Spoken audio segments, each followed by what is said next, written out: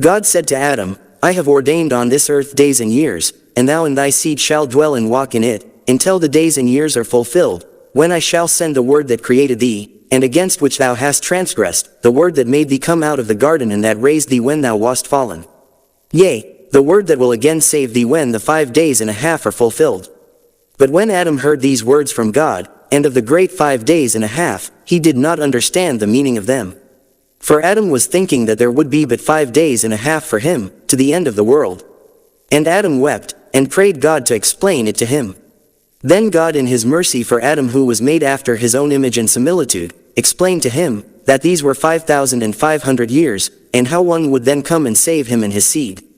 But God had before that made this covenant with our father, Adam, in the same terms, ere he came out of the garden, when he was by the tree whereof Eve took the fruit and gave it him to eat. Inasmuch as when our father Adam came out of the garden, he passed by that tree, and saw how God had then changed the appearance of it into another form, and how it withered. And as Adam went to it he feared, trembled and fell down, but God in his mercy lifted him up, and then made this covenant with him. And, again, when Adam was by the gate of the garden, and saw the cherub with a sword of flashing fire in his hand, and the cherub grew angry and frowned at him, both Adam and Eve became afraid of him, and thought he meant to put them to death. So they fell on their faces, and trembled with fear. But he had pity on them, and showed them mercy, and turning from them went up to heaven, and prayed unto the Lord, and said, Lord, thou didst send me to watch at the gate of the garden, with a sword of fire. But when thy servants, Adam and Eve, saw me, they fell on their faces, and were as dead.